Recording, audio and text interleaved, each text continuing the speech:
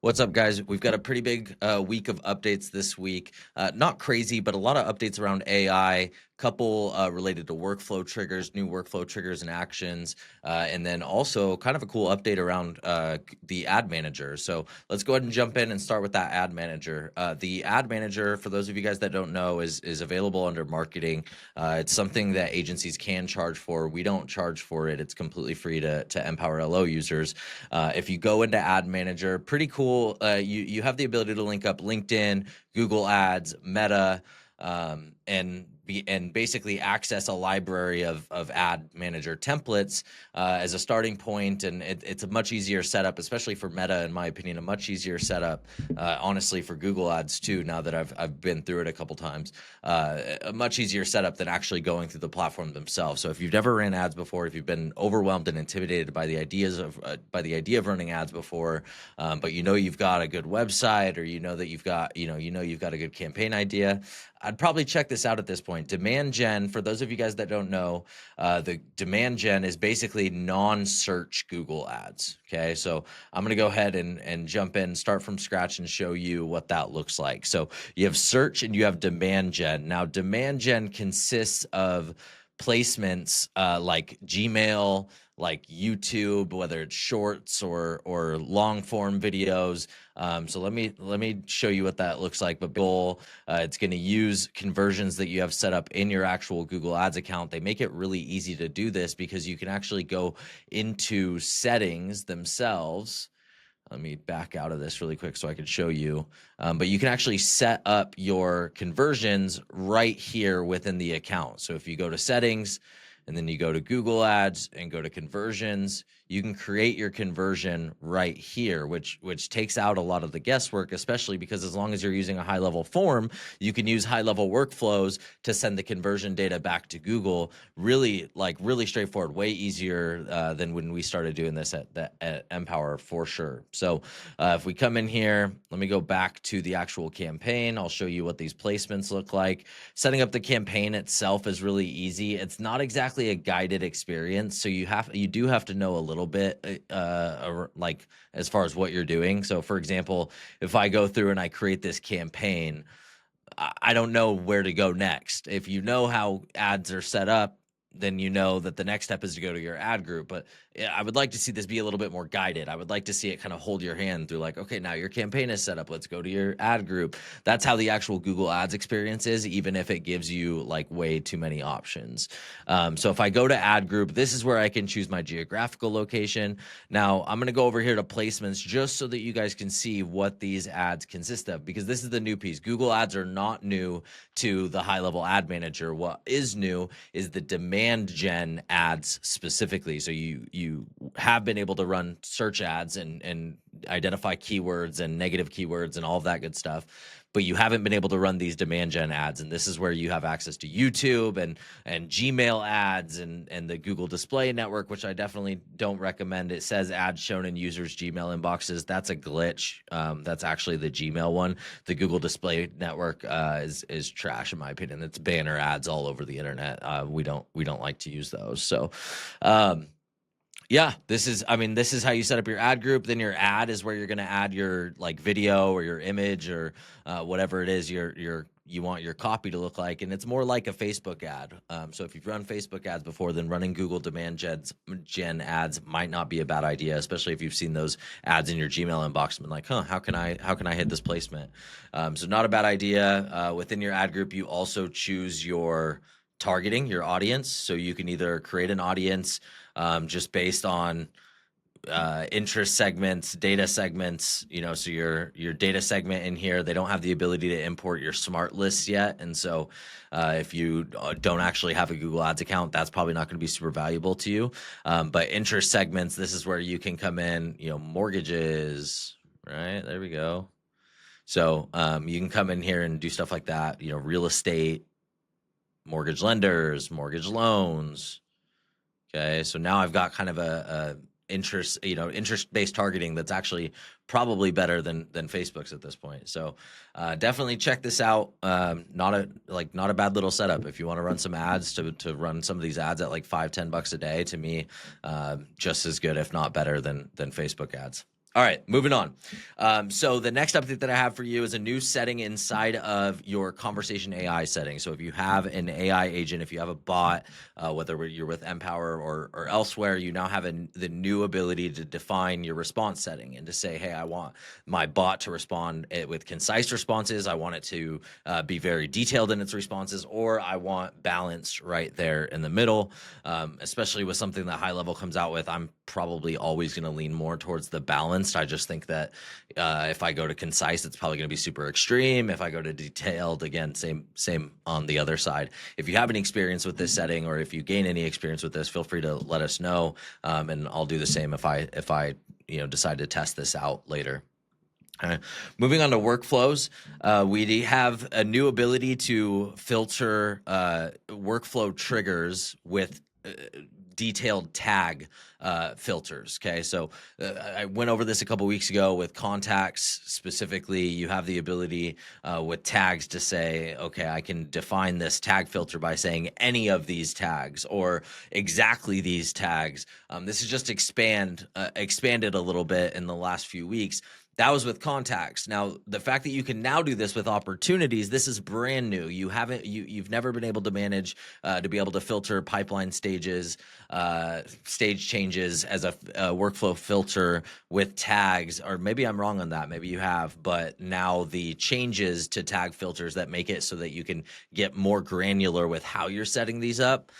Now they've pushed over to opportunities as well. So as I was saying this, I realized I don't actually know. Maybe you could filter a trigger, an opportunity-based trigger based on whether or not that contact has certain tags.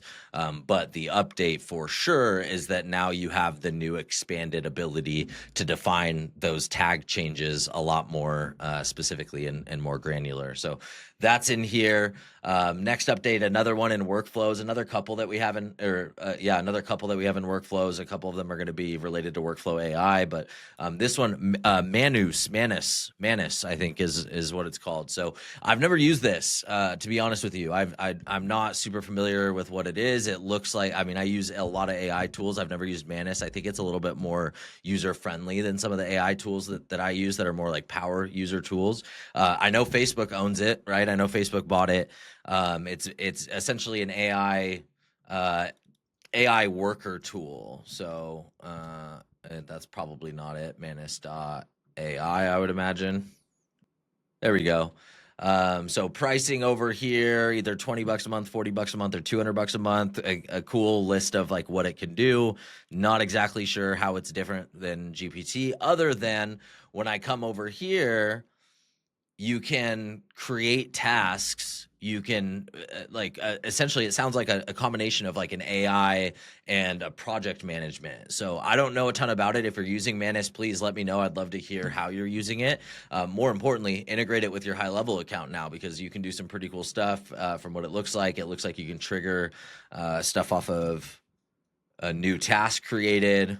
Right, in order to be able to see the filters, I got to actually connect a Manus account, which I don't have. So again, if you are using this, would love to hear from you. Would love to help you put together some workflows and see what this is about. But that's new, triggers and actions related to Manus AI. All right, next couple updates that I have are related to the AI builder inside the AI workflow builder. And now, couple weeks ago, I tested it again after HighLevel said that there were a bunch of new improvements, and it was a really simple workflow that I plugged in, and honestly, it wasn't that much better than what I had seen. It was faster, but it was faster at producing not great results, in my opinion. And so I'm hesitant to go in and just continue to test these things. I'm going to let you know these updates are out. I'll continue to test behind the scenes, but I just haven't been impressed so far with the Workflow AI Builder. I think it's a great starting point, but I think that if you have anything complex, if you have anything that goes beyond just like a follow-up campaign, I think that you're going to be disappointed with what the AI Builder comes up with you. And honestly, I think it adds more confusion than not a lot of the times based on our experience with our clients. So just be careful with this. Conversational editing is now in place for if, else, and wait actions, which is kind of cool, because before you would think you could say, all right, wait 5 minutes and then do this, and that would work fine, but it wouldn't. You couldn't actually, like, the wait steps wouldn't do what you programmed them to do, which was silly. And so now apparently you don't have to manually configure if else and wait steps. So we'll see how that goes. Maybe this means that triggers and the filters on triggers is going to be more dialed in.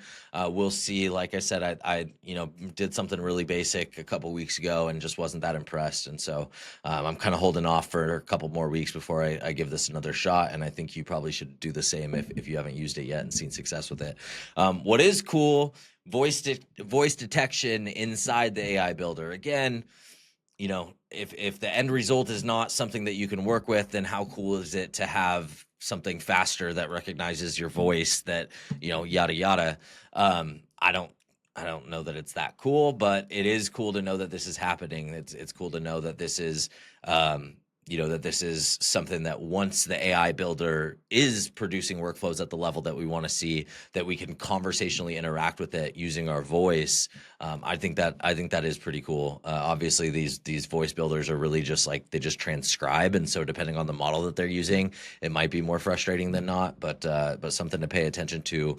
You now can just speak to the AI inside of the workflow builder. So if I come over here, I can talk to it here, dictate what I want, and have it spit out something that hopefully resembles something close to what I was actually looking for. Okay. Next update that I have for you guys is an update to the WordPress hosting. I still don't have any clients. We still don't have any clients that are hosting their WordPress site on HighLevel. So I don't know how many people this actually pertains to. If you're somebody that is hosting your WordPress site in HighLevel, awesome.